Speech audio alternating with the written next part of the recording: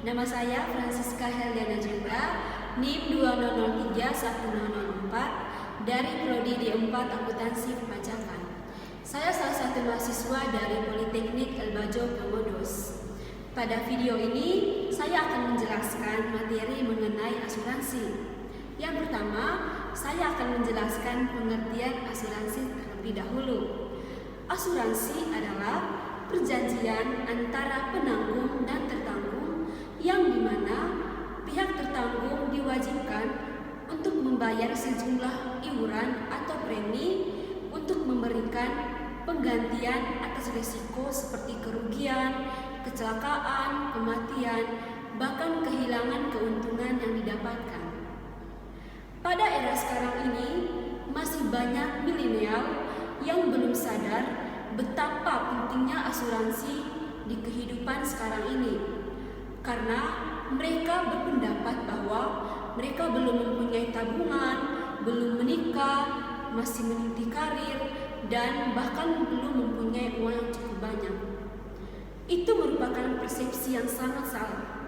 Padahal asuransi sendiri memiliki begitu banyak manfaat yang sangat baik yang akan dirasakan di masa depan.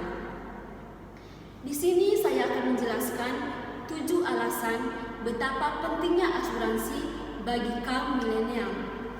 Alasan yang pertama, gaya hidup yang tidak sehat. Pasti kamu sangat suka makan di restoran yang enak, bukan?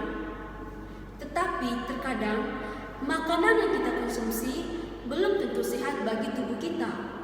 Karena 60% kematian di Indonesia disebabkan oleh penyakit yang tidak menular seperti ginjal, stroke, kanker, bahkan paru-paru.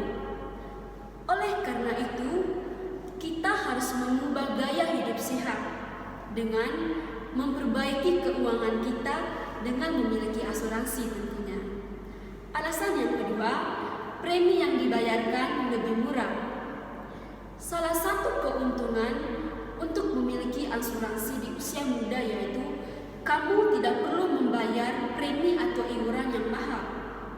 Hal ini menjadi salah satu alasan yang paling penting untuk memiliki asuransi di usia dini. Karena semakin kamu cepat mendaftar asuransi, maka premi yang dikenakan pun akan semakin lebih murah tentunya. Alasan yang ketiga yaitu peluang untuk diterima asuransi lebih besar.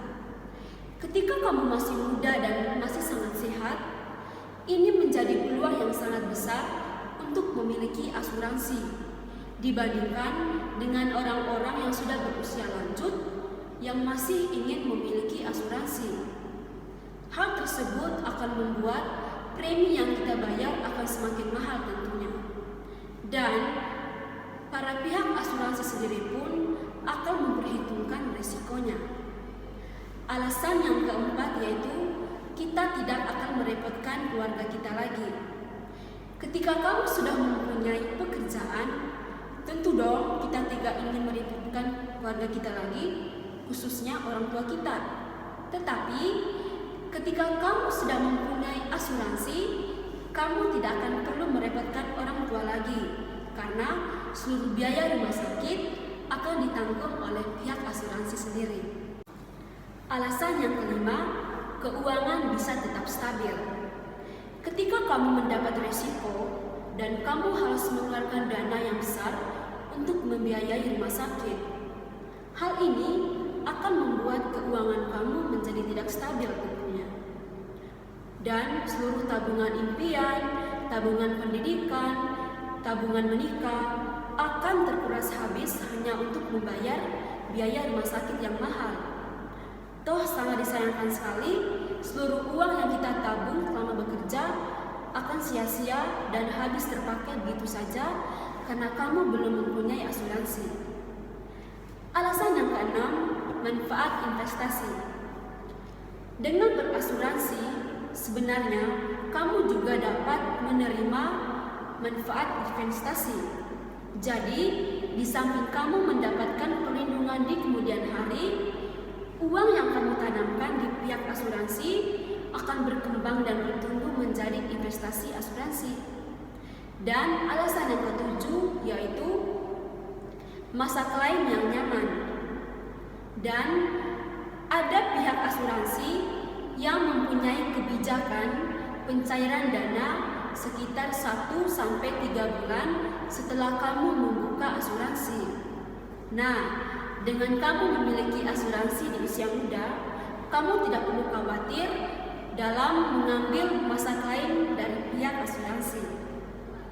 Dan yang kedua, saya akan menjelaskan jenis-jenis asuransi yang berada di Indonesia.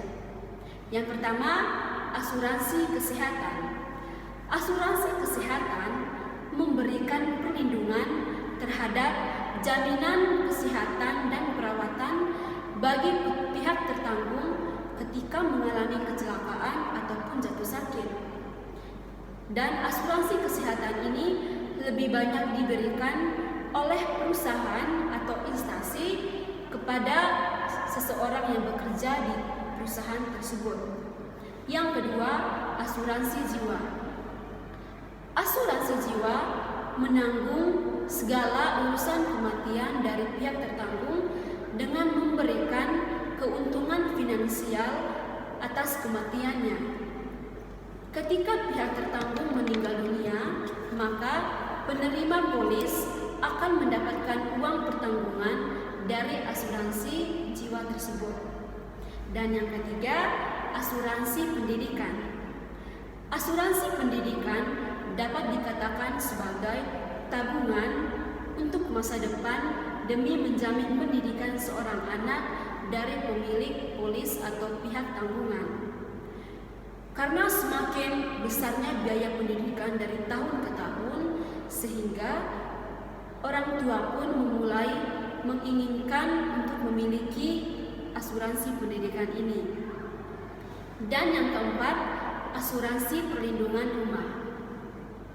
Asuransi perlindungan rumah ini memberikan jaminan kepada pihak tanggungan atas resiko kerugian yang terjadi pada properti ataupun bangunan.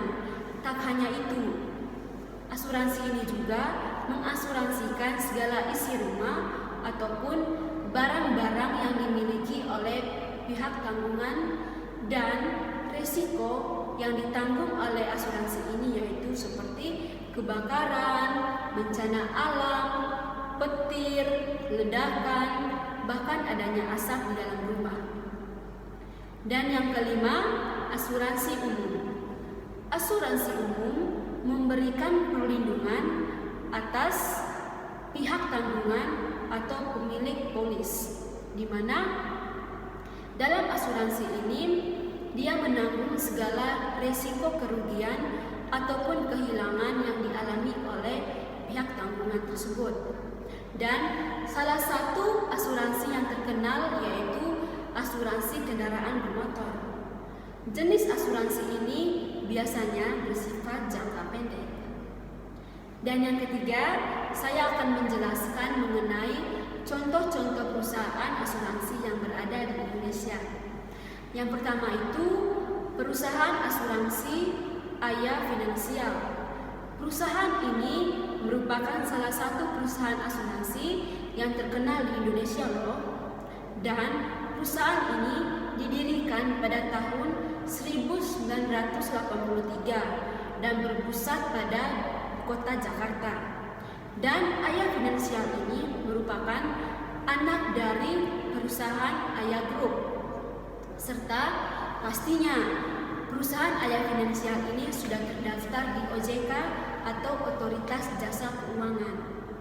Perusahaan asuransi Aya Finansial ini memberikan keuntungan bagi para pihak tertanggung, di mana mereka memberikan tabungan dalam jangka panjang serta memberikan produk dan layanan yang lengkap seperti asuransi jiwa, asuransi kecelakaan, asuransi kesehatan, serta asuransi kematian dan juga tabungan rencana. Dan adapun contoh perusahaan asuransi lain yang sangat terkenal di Indonesia seperti perusahaan asuransi Aya Aksa Mandiri, perusahaan asuransi Indolife, perusahaan asuransi BNI Life, perusahaan asuransi Allianz, dan perusahaan asuransi Sequoia. Baik, sekian saja penjelasan saya mengenai asuransi. Semoga materi ini bermanfaat untuk teman-teman semua. Dan pesan saya untuk kaum milenial saat ini, jangan ragu-ragu untuk memiliki asuransi, karena asuransi ini akan mendatangkan begitu banyak manfaat untuk kita di kemudian hari. Terima kasih. Salam.